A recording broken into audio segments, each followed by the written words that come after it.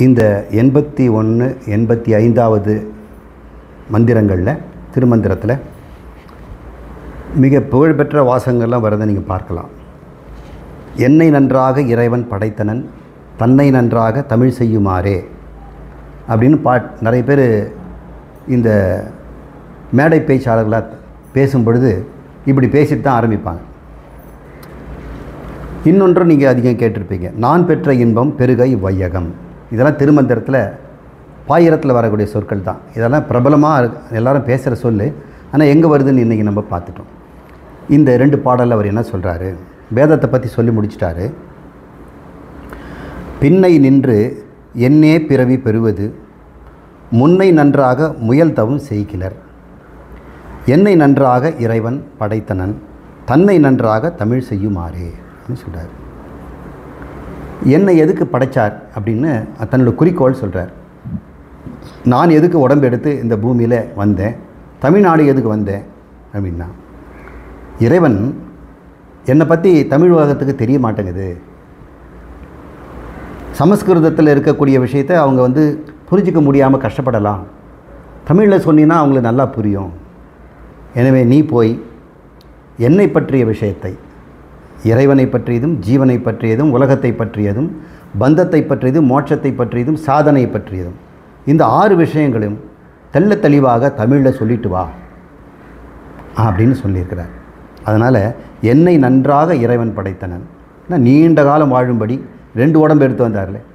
கைலாயத்திலேருந்து ஒரு உடம்பு, அதுக்கப்புறம் தமிழகத்தில் இன்னொரு உடம்பில் வாழ்ந்து நீண்ட காலம் வாழ்ந்து இளமையிலேயே வாழ்ந்து நிறைய எழுதிட்டு போனார். ஏன் இது மாதிரி செய்தார்? தன்னை நன்றாக தமிழ் செய்யுமாறே, தமிழில் அழகாக இறைவனை பற்றி உலகத்திற்கு தெரிவிக்கும்படி சொன்னார். என்ன அழகாக சொன்னார்னா, இறைவன் தான் மனிதன், மனிதன் இறைவன் உடம்பால் வேறு, இறைவனோட உடம்பு பிரபஞ்சம், அந்த பிரபஞ்சத்தில் ஒரு உடம்பு மனிதனுக்கு. இந்த உடம்பை நீக்கிட்டோம்னா, இந்த பிரபஞ்சத்தை நீக்கிட்டோம்னா என்ன மிச்சமாக இருக்கும்னா, சைதன்யம் மிச்சமாக இருக்கும், ஒரு அறிவு பொருள் மிச்சமாக இருக்கும். அந்த அறிவு பொருள் தான் கடவுள். ஒரே அறிவு பிரபஞ்சம் முழுக்க நிரம்பி இருந்ததுன்னா அவனை இறைவன்னு சொல்கிறோம். அதே அறிவு ஒரு உடம்பு வழியாக வெளிப்பட்டதுன்னா அதை மனிதன்னு சொல்கிறோம். நீங்கள் உடம்பையை மட்டும் எடுத்துருங்க அல்லது பிரபஞ்சத்தை எடுத்துருங்க, மீதி என்ன இருக்குன்னா அந்த அறிவு மட்டும் நிற்கும். அந்த அறிவு கடவுள். எனவே உங்ககிட்ட இருக்கிற அறிவு கடவுள் அப்படின்னு அவர் சொல்கிறார். இப்படிப்பட்ட ஒரு இன்பத்தை நான் அறிந்தேன். என்ன இன்பம்? அடடா, நான் கடவுளாகவே இருந்துட்டு கடவுளை தேடிட்டு இருந்தேனே. என்னை கடவுள் இல்லைன்னு காட்டினது எதுன்னா என் உடம்பு தானே. உடம்பை நான் நினச்சிட்டேன். ஆனால் உண்மையில் நான் அறிவு பொருள், உள்ளே இருக்கிற தூய அறிவு நான். ஆனால் உடம்புன்னு நினச்சதுனால நான் மனித பிறவிகளாக எத்தனை கோடி எடுத்துட்டேன். இதை புரிஞ்சிக்காம பின்னை நின்று என்னை பிறவி பெறுவது, இதை நீங்கள் முன்னே இது கற்றுக்காமல் பிந்திங்கி போனீங்களே, என்ன கண்டீங்க? மறுபடியும் திரும்ப உடம்பை தானே எடுத்தீங்க. இந்த அறிவு மீண்டும் உடம்பு எடுத்து மனிதனாகத்தானே வாழ்ந்தது. அந்த பேரறிவு, அந்த முற்றறிவு, அந்த சுத்த சைதன்யம் கடவுள் என்று இப்போ நீ தெரிஞ்சிக்க மாட்டியா? அப்படி என்ன தெரிஞ்ச என்ன ஆகுது சார்? அது தாண்டா பேரின்போங்கிறது. நீ இந்த உடம்பில் இருக்கக்கூடிய ஒரு சிற்றுயிராக நீ நினச்சினா இந்த உடம்பு காப்பாற்றிக்கிறதுக்காக அநியாயமாக கஷ்டப்படுவேன். இந்த ஒரு ஜான் வயிற்றுக்கு படாத பாடுபடுற இந்த அறிவை யாராவது அவமானப்படுத்திடுவாங்கன்னு அறிவை பெறசாற்றுவதற்கு எல்லார்கிட்ட சண்டை போடுற, வாதம் போடுற. உன் மனதை யாராவது புண்படுத்தினான்னு சொல்கிறதுக்கு நல்லவனாக இருக்கிற, அல்லது புண்படுத்திட்டா அவங்களுக்கு வலு சண்டைக்கு போய் சண்டையை எடுத்து செய்கிற. இதெல்லாம் எதனால்? தூய அறிவாகிய கடவுள் என்று தெரிந்து கொள்ளாமல் இந்த உடம்பில் சிக்கிய ஒரு அறிவாக நீ நினைத்து நீயே இப்படி பந்தப்பட்டுட்டியடா. உடம்புல யாரும் உன்னை கட்டியே வைக்கலையே. உன் அறியாமை தானே இந்த உடம்போட கட்டி வச்சிருக்குது. நீ அறிந்த பிறகு நீ உடம்பில் கட்டு உண்டு, கட்டை உடைத்து கொண்டு நீ எங்கும் இருக்கின்ற ஒரு பேரின்பத்தை அடையவில்லை. அதனால் சொல்கிறாரு, நான் பெற்ற இந்த இன்பம், என்னை அகமஸ்மி அகம் பிரம்மாஸ்மி, நானே பிரம்மம், நானே இறைவன், நானே கடவுள் என்று நான் தெரிந்து கொண்டேனே. இந்த இன்பத்தை நீங்களெல்லாம் பெறணும், பெருக இவ்வையகம். அப்படி என்ன சொல்கிறாரு? வான் பற்றி நின்ற மறைபொருள் சொல்லிடின். இந்த வானுங்கிறது ஆகாயம். இறைவனுக்கு ஏதாவது ஒரு உபமானம் சொல்லணும்னு வைங்களேன், அவர் ஒப்புயர்வற்றவர். இறைவனுக்கு ஏதாவது சமம் சொல்ல முடியுமா? அதுக்கு எதுவும் சமம் சொல்ல முடியாது. உப்பு கூட நீங்கள் இன்னொரு உப்பு சொல்லலாம், இந்து உப்புன்னு ஒன்று சொல்லலாம். தண்ணிக்கு கூட நீங்கள் வந்து வெவ்வேறு தண்ணி சொல்லலாம். காவிரி ஆற்று தண்ணி, வைகை ஆற்று தண்ணி அப்படின்னு சொல்லலாம். இறைவனுக்கு ஏதாவது ஒப்புமை சொல்ல முடியுமா அப்படின்னா, அவர் எங்கும் வியாபித்திருப்பவர். அவர் இல்லாத இடமே இல்லை. எல்லா பொருளுமாக அவர் தான் இருக்கிறார் அப்படின்னா அதுக்கு ஏதாவது ஒன்று சொல்ல முடியாது. ஒன்றே ஒன்று நம்ம சொல்லலாம், இந்த ஆகாயம் தான் அவருக்கு சமம். அதுதான் எல்லாம் நிறைந்திருக்குது. இறைவனால ஆகாயத்தை தான் நம்ம பார்க்குறோம். சரி, ஆகாயம் மேலே மட்டுமா இருக்குது? பூமிக்குள்ளேயும் இருக்குது, நமக்குள்ளேயும் இருக்குது, காலி பானைக்குள்ளேயும் இருக்குது, எல்லா அணுக்குள்ளேயும் ஓட்டைக்குள்ளே இருக்குது. அணுக்குள்ளே நிறைய கேப் இருக்குல்ல, அணுக்குள்ளே கரு இருக்குதுங்கிறாங்க, அதை சுற்றி எலக்ட்ரான் சுற்றுறாங்கிறாங்க. அப்போ எலக்ட்ரானுக்கு உள்கருக்கு நடுவில் இருக்கிற கேப்லேயும் ஆகாயம் தான் இருக்குது. சரி, அந்த கரு எங்கே இருக்குதுன்னு அந்த ஆகாயத்துக்குள்ளே தான் இருக்குது. அப்போ ஓரளவுக்கு இறைவனை நாம் வந்து ஒப்புமை சொல்வதுக்கு ஆகாயம் தான் சொல்ல முடியும். ஆனால் ஆகாயம் அவருக்கு ஒப்புமை ஆகாது. எங்கும் இருக்கின்ற ஒரு காரணத்தில் மட்டும் சொல்லலாம். ஆனால் ஆகாயத்துக்கு அறிவில்லையே, அவர் சுத்த அறிவாச்சே, எங்கும் விரிந்த அறிவல்லவா, எல்லாவற்றையும் உடனிருந்து உள்ளிருந்து பார்க்கிறாரே, ஒவ்வொரு அணுவுக்குள்ளேயும் ஆகாயம் போல இருந்து கொண்டு அவர் பார்த்து கொண்டிருக்கிறார். அவருக்கு தெரியாமல் எந்த அணுவும் நகர முடியாது. உங்கள் உடம்பில் இருக்க எல்லா பொருளையும் அவர் பார்த்துக்கிட்டு இருக்கிறார். உங்கள் உடம்பையும் பார்க்குறார், உங்கள் மனதையும் பார்க்குறார், உங்கள் புத்தியும் பார்க்குறார்.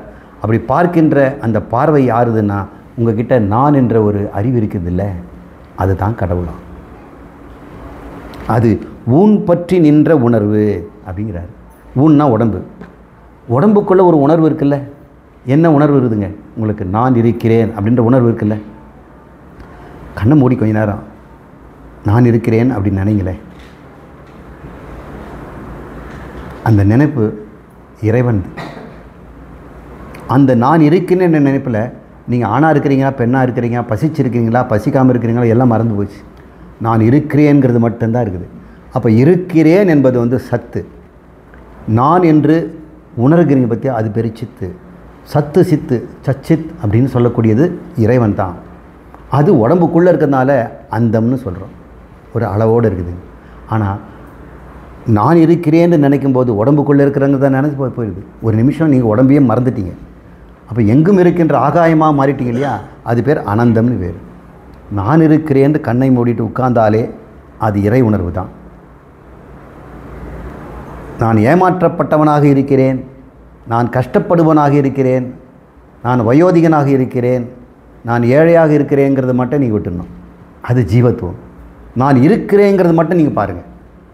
பார்த்தீங்கன்னா அது ஊன் பற்றி நின்ற உணர்வுங்கிறார். இந்த உடம்பிலிருந்து தோன்றுகின்ற ஒரு உணர்வு, அந்த உணர்வு இறைவனுடையதுங்கிறார். அப்போ இறைவன் உங்கள்கிட்ட உணர்வாக தான் இருக்கிறார், உங்களுக்கு அறிவுக்கு அறிவாக இருக்கிறார். நீங்கள் எதை உணர்ந்தாலும் இறைவன் தான் உணர்கிறார், எதை அறிந்தாலும் இறைவன் தான் அறிகிறார்.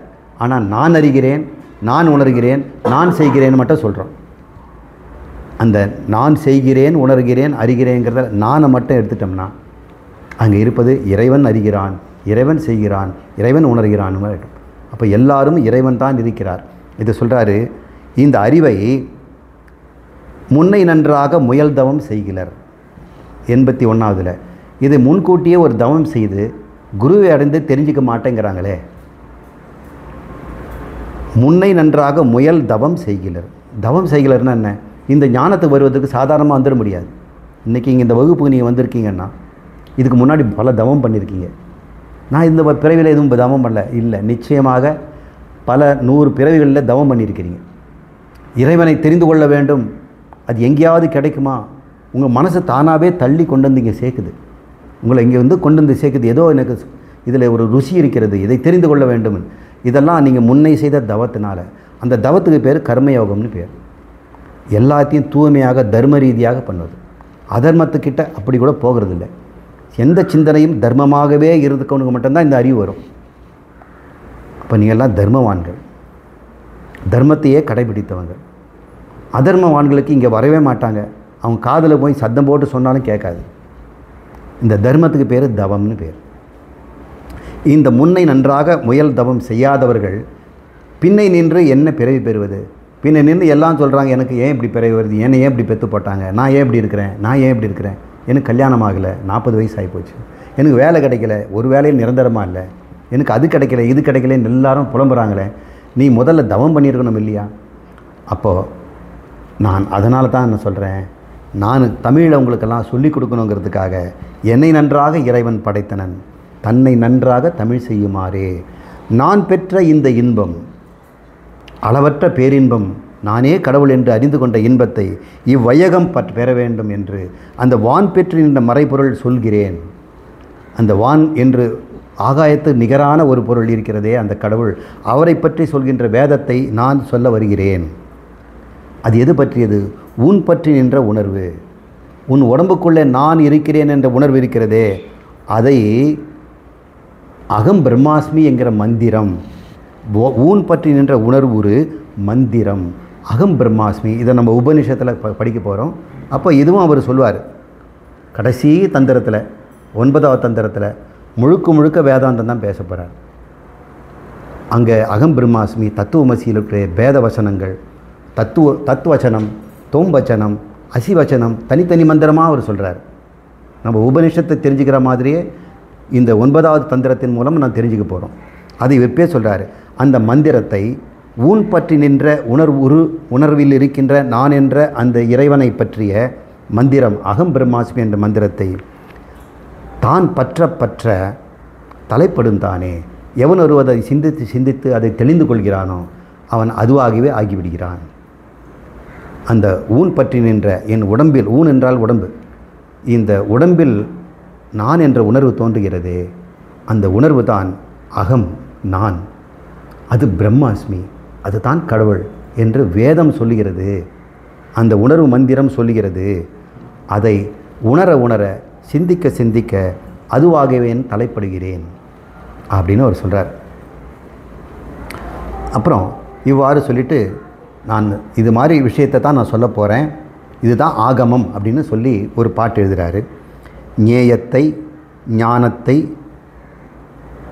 ஞாதுருவத்தினை, மாயத்தை, மாயையை, தன்னில் வரும் பறை, ஆயத்தை, அச்சிவன் தன்னை, அகோச்சர வீயத்தை முற்றும் விளக்கி இட்டேனே அப்படின்னு சொல்கிறார். முற்றியும் இந்த 9 தந்திரத்தில் முன்கூட்டியே சொல்லிட்டார். ஏன்னா இது வந்து அனுபந்த சதுஷ்டயம், நான் என்ன சொல்ல வரேன்னு சொல்லிட்டார் இல்லையா, அதெல்லாம் நான் சொல்லியிருக்கிறேன். என்ன சொல்கிறாரு? ஞேயத்தை, ஞானத்தை. இது வந்து 90வது பாட்டு. எழுதிட்டலாமா? ஒரு இடைவெளி கொடுத்தீங்கன்னா எழுதிடுவேன்.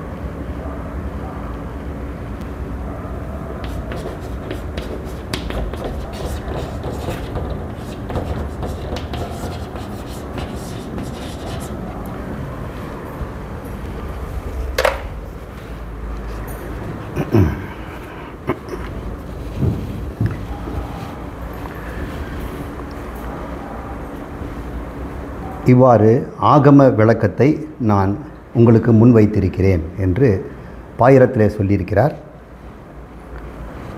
90வது பாடலில் சில சொற்களெல்லாம் தமிழ் மாதிரி இருக்கும், ஆனால் அத்தனையுமே சமஸ்கிருத சொல் தான். ஞேயத்தை, ஞானத்தை, ஞாதுருவத்தினை, மாயத்தை, மாயை தன்னில் வரும் பறை, ஆயத்தை, அச்சிவன் தன்னை, அகோச்சர வீயத்தை முற்றும் விளக்கியிட்டேனே அப்படின்னு சொல்கிறார். அடுத்து, நந்தி அருளாலே மூலனை நாடி பின் நந்தி அருளாலே சதாசிவன் ஆயினேன், நந்தி அருளாலே மெய்ஞானத்துள் நன்னினேன், நந்தி அருளாலே நான் இருந்தேனே அப்படின்னு சொல்கிறார். இந்த 2 பாடலை நம்ம பார்ப்போம். ஞேயத்தை, ஞானத்தை, ஞாதுருவத்தினை அப்படின்னு சொல்கிறார். இந்த சொல்லு அவ்வளோ நமக்கு பழக்கம் இல்லை. இப்போ தமிழில் சொன்னால் உங்களுக்கு இதுக்கு அர்த்தம் புரியும்.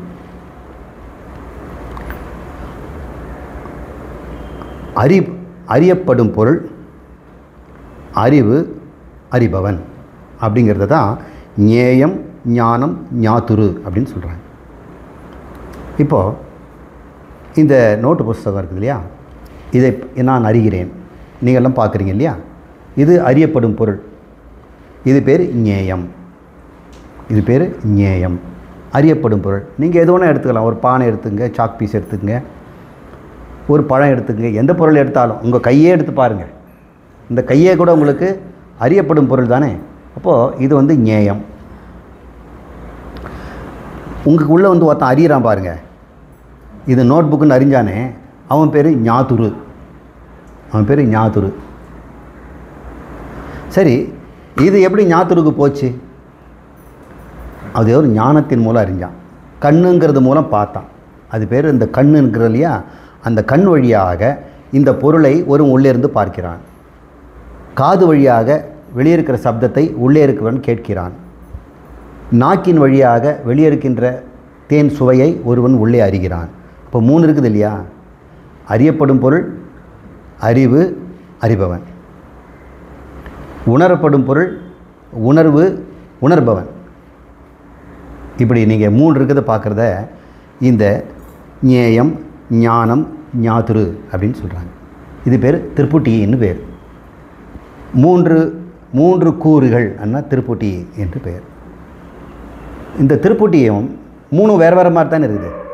இப்போ நான் அறிகின்ற பொருள் ஜடமான ஒரு காகிதம், ஒரு நோட்புக். அறிகின்ற நான் வேறு, அறிபவன் இது வேறு, நான் வேறு. எனக்கு இடையில் இருக்கக்கூடிய ஞானம் என்ற அறிவு இருக்குதே, வெளிச்சம், இந்த கண் ஒளி எனக்கு காட்டி கொடுத்ததே, இது வேறாக இருக்குது. இப்போ இந்த வேறு ஒரு பொருளை என்ன கையில் எடுத்தேன்னா, இந்த 3 வேறு வேறு மாதிரி இருக்கு இல்லையா. வாழைப்பழம் பார்க்குறவன் நான், எனக்கு கண்ணில் அது காட்டி கொடுக்குறது, அல்லது நாக்கில் எனக்கு அந்த சுவையை காட்டி கொடுக்குறது. இந்த உணர்வு, உணரப்படுவது, உணர்வது, உணர்பவன், 3 ஒன்றா? 3 வேறு வேறு தானே. இந்த 3 வேறு வேறாக இருந்தால் அது பேர் திருப்புட்டின்னு பேருங்க. ஒருவேளை நான் அறிவது என்னை, அறிகிறவன் யார்? நானே. அறிவு அதுக்குள்ளே இருக்கக்கூடிய நானே தான், என்னுடைய புத்தி தான். இப்போ 3 வேறு வேறையா? 3 ஒன்று தானே. இப்போ அறிவது பிரம்மத்தை, அறிவனும் பிரம்மம், ஒரு ஞானம் வந்துடுச்சு, இந்த அறிவாக இருப்பது பிரம்மம்னு. அப்போது அந்த அறிவும் பிரம்மம் தானே. எதை பற்றிய அறிவு? எதை பற்றியதோ அது பிரம்மம். அது அறிகின்ற முறை என்று ஒன்று இருக்குது இல்லை, குரு சொல்லி கொடுத்து எனக்கு கூட விளக்கம் ஏற்படுது, அதுவும் பிரம்மந்தான். அறிபவனும் பிரம்மம். இப்போ இந்த விஷயத்தில் மட்டும் 3 வித்தியாசமாக இல்லை. மற்ற எல்லாவற்றிலும் ஞேயம், ஞானம், ஞாதுரு 3 வேறு வேறு மாதிரி இருக்குது. ஆனால் பிரம்மத்தை நான் என்று நீங்கள் அறிஞ்சிக்கிறீங்கன்னு வைங்க, அங்கே நீங்கள் உங்களை தான் அறியறீங்க. அறிவதும் நீவே, அறிவும் நீயே, அறிபவனும் நீயே. இப்போ இந்த ஞாத்ரு, ஞேயம், ஞானம் என்ற 3மே தனித்தனியாக இருந்ததுன்னா அது உலக விஷயம். ஆனால் அந்த 3ம் ஒன்றாயிடுச்சுன்னா அது வந்து ஞானம், அது பிரம்ம ஞானம் அப்படின்னு சொல்கிறார். இப்படிப்பட்ட அந்த பிரம்மத்தை, அந்த பிரம்மம் எப்படிப்பட்டதுன்னா அகோச்சர வீயம் அப்படின்னு சொல்கிறாங்க. அகோச்சரம், கோ அல்ல அகோ. அகோச்சரம்னா, கோச்சரம்னா பிடிச்சிக்கிறது. நம்ம சில யாருக்காக வாங்கியிருக்கீங்க, அவனு கோச்சரம் அப்படிங்கிறாள். அந்த கோச்சரங்க தமிழ் ஆகி போச்சு. இப்போ அவனுக்காக, அவன் பற்றுவதற்காக, அவன் பயன்படுத்துவதற்காக அப்படின்னு அர்த்தம். இப்போ நீங்கள் கோச்சரம்னா பற்றுதல்னு அர்த்தம். இப்போ நான் ஒரு தடியை கொடுக்குறேன்னா நீங்கள் கையில் பற்றிக்கிறீங்க. அப்புறம் ஒரு தேனை கொடுத்தோம்னா நீங்கள் நாக்கில் தான் பற்றுவீங்க. அதை அது என்னன்னு கண்டுபிடிக்கணும்னா சில பொருளை கண்ணால் பார்த்தாலே போதும். இப்போ கண்ணால் பார்க்க முடிவது, கையால் தொட முடிவது, அல்லது நாக்கால் ருசிக்க முடிவது, காதால் கேட்க முடிவது, அது மூக்கால் முகர முடிவது எல்லாமே கோச்சரம்னு அர்த்தம். இறைவன் அப்படி கண்ணால் பார்க்க முடியாது, காதால் கேட்க முடியாது, நக்கியை வந்து உணர முடியாது, தொட்டு பார்க்கவும் முடியாது. அதனால் அவர் யார்?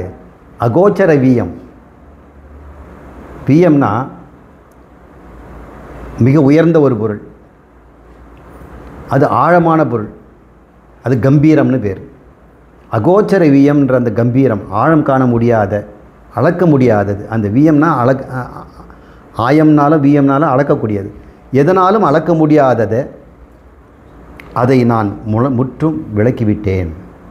இனிமேல் நீ படிச்சிங்கன்னா 9 தந்திரம் படிச்சுன்னா இந்த புத்தகத்தில் நான் முழுக்கோ இந்த ஞாத்திரு ஞானம் ஞேயம் என்று சொல்லக்கூடிய 3 1 என்று சொல்லக்கூடிய ஞானத்தை, எதை பற்றிய ஞானம், எந்த புலனாலும் அறிய முடியாத அந்த அகோச்சர வீயத்தை ஏதோ மறைச்சிக்கிட்டு இருக்குதே, அது மாயத்தை, மாமாயையை, அந்த தன்னில் வரும் பறையை நான் முழுவதுமாக விளக்கியிருக்கிறேன்.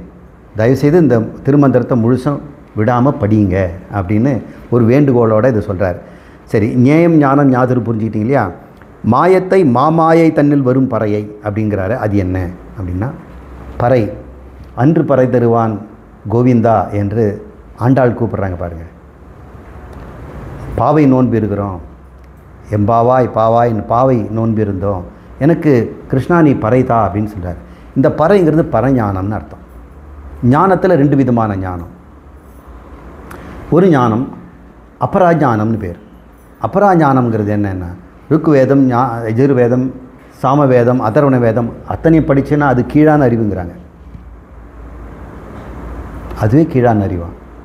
அப்புறம் வானசாஸ்திரம், astronomy, cosmology, genetics, biology, psychology, electronics, electrical, magnetism, physics, chemistry, biochemistry, அப்புறம் என்னென்ன சாஸ்திரம் இருக்குதோ எத்தனையும் நீங்கள் படிங்க. அத்தனையும் கீழான ஞானம் தானே. அது யார் வேணால் படிச்சுக்கலாமா? ஆனால் ஒரு ஞானம் இருக்குது, அது பேர் பரஞானம்னு பேர். அந்த பரஞானம்னா, அந்த ஞானம் எதுன்னா, எப்பொழுது உன்னை நீ கடவுள் என்று அறிகிறாயோ அந்த ஞானத்திற்கு பேர் பரஞானம்னு பேர். மீதி எல்லாம் எத்தனை பேர் வேணால் படிச்சுக்கலாமா? இது யாராலும் படிக்க முடியாது. ரொம்ப ஒரு சிலர் தான் கற்றுக்குவாங்க அந்த பறையை. அது எப்படி இருக்குது அந்த பறை? அந்த பறைன்னு சொல்லக்கூடிய அந்த பரம்பொருள் மாயையால் மறைக்கப்பட்டிருக்குதான். தன்னையே அவர் மறைச்சிக்கிட்டு இருக்கிறார். உங்கள்கிட்டையும் பிரம்மம் இருக்குதில்ல, அறிவாக இருக்குதில்ல. ஆனால் யாருக்காவது அது பார்க்க முடியுதா? நான் உங்கள் உடம்பை பார்க்குறேன், உங்கள் சட்டையை பார்க்குறேன், உங்கள் பேச்சை கேட்குறேன், ஆனால் உங்கள் தொடறேன். ஆனால் உங்கள் அறிவை நான் தொட முடியுமா? நான் என்ற உணர்வு உங்கள்கிட்ட இருக்குதே, அது நீங்கள் யாராவது தொட முடியுமா? பார்க்க முடியுமா? கேட்க முடியுமா? அது அகோச்சர வீயம். அது இந்த மாயையால், மாயைன்னா இந்த உடம்பு, உங்கள் மனசும் கூட ஒரு மாயை தான். உங்கள் புத்தியே மாயை. அது என்ன பண்ணுது? உங்களையே கடவுள்னு காட்டாமல் மனுஷன்னு காட்டிகிட்டு இருக்குது. உங்களையே உங்களுக்கு ஏமாற்றிட்டு இருக்குது. அது ஒரு மாயாஜாலம் தானே. இந்த மாயையாக என்னை இத்தனை காலம் ஏமாற்றிட்டு இருக்குது. இந்த மாயை கடக்கவே முடியலையே. இந்த உடம்பு நானுன்னு விட முடியலையே. இந்த உடம்புக்காக என்னென்ன பண்ணுறேன், இந்த மனசுக்காக என்னென்ன பண்ணுறேன். இந்த மனசுக்கு யாராவது ஒருத்தர் ஒரு துன்பம் கொடுத்துட்டாங்கன்னா அதை நீக்கிக்கிறதுக்கு என்னென்ன போராடுறேன். இந்த மன துயரத்தை போக்குறதுக்கு எத்தனை மருந்துகள், எத்தனை கோயில்கள், எத்தனை குருநாதர்கள், அது எத்தனை சாதனங்கள். மனசுலேருந்து துயரம் போயிடுதா? அந்த மனசு உன்னை பிரம்மம்னு மறைச்சி மனிதன்னு உன்னை காட்டிகிட்டு இருக்குது. அப்போ 2 வேலை பண்ணுது. ஒன்று மறைக்குது, இன்னொன்று தவறான காட்டுது. இந்த மறைக்கிறதுக்கு பேர் ஆவரணம்னு பேர். ஒன்று வேறா காட்டுறது பேர் விட்சேபம்னு பேர். இந்த ஆவரண விட்சேபமாக செய்யக்கூடியது இந்த மாயையினுடைய ஒரு தந்திரம். அந்த மாயை எங்கே இருக்குதுன்னா உன் மனசிலேயே மனசாக இருந்து கொண்டிருக்கிறது. எல்லாருடைய மனசும் பிரம்மத்தை மனிதனாக காட்டி கொண்டிருக்கிறது. நீ மனசுன்னு நினச்சதுனால மனுஷன். ஆனால் மனம் இல்லாத போது இந்த மனசு என்னென்ன பண்ணுது சொல்லுங்கள்? மனசும் 3 வேலை பண்ணும். எதையாவது அறியும். ஏதாவது அறிஞ்சிக்கணும்னா நாம் இப்போ கொஞ்ச நேரம் பேச்சு நிறுத்தணும்னா செல்ஃபோன் எடுப்பீங்க. இது என்ன மெசேஜ் வந்துருக்குதான்னு அறிய துடிப்பீங்க. அப்புறம் ரசம் கொதிச்சுதுன்னா அது கொதிச்சிடுச்சா இல்லை டேஸ்ட் கரெக்டாக இருந்து அறிய துடிக்கிறீங்க. யாராவது ஒரு பார்சல் வீட்டுக்கு வந்ததுன்னா முதல் வேலையாக அதை வெட்டி திறந்து பார்த்துடணும். இல்லை யாராவது லெட்டர் கொண்டாந்து கொடுத்தாங்கன்னா அது பக்கத்து வீட்டுக்காரனா அது உள்ளே என்ன இருக்கும்? இப்போ இந்த மனம் எப்பவும் அறிய துடிக்குது, ஏதாவது அறிய துடிக்குது. எதுவும் இல்லைன்னா நம்ம கையை பார்த்துக்கிறோம், நம்ம கண்ணாடியில் பார்த்துக்கிறோம். பரப்பரன்னு அறிந்துக்கிட்டே இருக்கணுங்க. அடுத்தது என்ன பண்ணுதுங்களா? அனுபவிக்க துடிக்குது.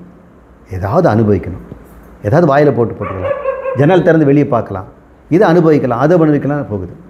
இந்த மனம் அனுபவிக்க துடிக்குது, அறிய துடிக்குது, எதாவது செய்ய துடிக்குது. ஒன்றுமே செய்யலைன்னா நம்ம வந்து செத்து போயிடுவோம் போல் இருக்குது. அதனால் உடனடியாக என்ன பண்ணுறோம், க்ளீன் பண்ணி வைப்போம், அதை எடுத்து மடிக்க வைப்போம், துணியை மடித்து வைப்போம், அயர்ன் பண்ணி வைப்போம், இல்லைன்னா நடப்போம், இல்லைனா யாருக்காவது செல்ஃபோனில் பேசி தொலைப்போம். அப்போது இந்த மனம் அறிதொழில், அறியும் தொழில், செய்யும் தொழில், அனுபவிக்கும் தொழிலை தவிர வேறு ஏதாவது ஒன்று பண்ணுதா? இந்த தொழில் முழுக்க நின்றுடுச்சுன்னா இந்த மனம் என்னவாக இருக்கணும், ஆத்மாவாக இருக்குமா? ஆத்மா அறியவும் வேண்டியதில்லை, ஏன்னா ஆத்மாவுக்கு தவிர ஒன்றும் இல்லை, அது பிரம்மம், கடவுள். ஒருவேளை இந்த பிரபஞ்சமே இல்லைன்னா கடவுள் இருப்பார்ல, அப்போ அவர் ஏதாவது அறிவாரா? ஒன்றுமே இல்லையே இதை அறிவதற்கு, அப்போ அறிவு மாத்திரமாக இருப்பார். ஏதாவது செய்வாரா? செய்யறதுக்கு ஏதாவது ஒரு பொருள் இருந்தால் தானே செய்யறதுக்கு, அவர் செய்யவும் மாட்டார். அனுபவிக்கிறது ஏதாவது ஒரு ஒன்று இருக்குதா? எதுவும் இல்லை. அனுபவம் இல்லாமல், செயல் இல்லாமல், அறிவும் இல்லாமல் இருக்கின்ற நிலையில் எது ஒன்று இருக்கிறதோ அதுதான் கடவுள். அது உங்ககிட்ட இருக்குது. நீங்கள் சதா நேரமும் அறிவதற்கும் செய்வதற்கும் அனுபவத்திற்கு துடிச்சிட்டு இருக்க பாருங்க. நாளைக்கு என்ன வருமோன்னு அனுபவிக்க பார்க்குறோம், நாளைக்கு என்ன வருமோன்னு அறிய பார்க்குறோம், நாளைக்கு என்ன செய்யலான்னு யோசிச்சுட்டு இருக்கிறோம். இப்படியே இந்த 3 தொழிலையும் நம்ம செய்கிறத நிறுத்திட்டோம்னா, சும்மா இரு சொல்லற இருந்துட்டோம்னா நமக்கு என்ன கிடைக்கும்? ஊன் பற்றி நின்ற உணர்வு தான் பற்ற, அதை நீ என்னன்னு கண்டுபிடிச்சிட்டினா நீ பிரம்மமாக தலைப்பட்டு விடுவாய். இந்த நான் பெற்ற இந்த இன்பத்தை நான் சொன்னேன் இல்லையா, அவர் சொல்கிறாரு, இந்த ஆயத்தை அச்சிவன் தன்னை அகோச்சர வீயத்தை இந்த புலன்களால் புரிபடாமல் இந்த ஞானத்தொழில், கர்மத்தொழில், போகத்தொழில், ஞானம், கர்மம், போகம் என்ற 3ஐயுமே எப்பொழுது நீங்கள் நிறுத்திட்டீங்களோ, அதுக்காக முற்றிலும் நிறுத்திக்க வேண்டாம், கொஞ்ச நேரம் நிறுத்தி தான் பாருங்களேன். இப்போ நான் சொல்கிறேன், நான் இருக்கிறேன்னு ஒரு உணர்வோடு உட்காருங்க. அவர் சொல்கிறாரு, அதை அறிந்து விட்டோம்னா நந்தி அருளாலே நான் இருந்தேனே அப்படின்னு 92வது பாட்டில் சொல்கிறேன். நான் என்ன தான் கண்டுபிடிச்சேன்?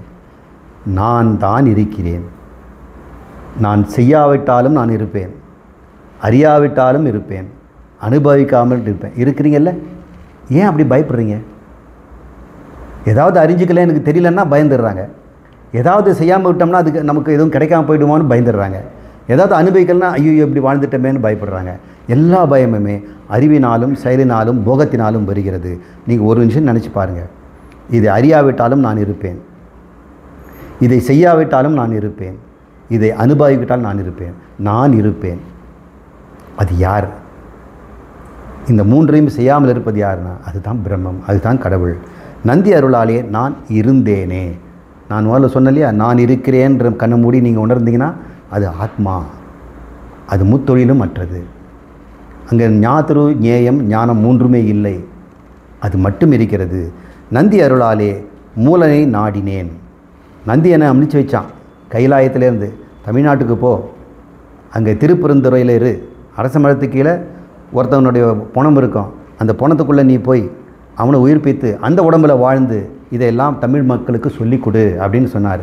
அப்போ தமிழ் பேசுவதற்கு தமிழ் மூலனை நாடி, நந்தி அருளாலே மூலனை நாடி 92வது பாடி, நந்தி அருளாலே சதாசிவன் ஆனேன். அந்த சதாசிவன்கிறது யார்? அனுக்கிரகம் அப்படின்னு பேர்.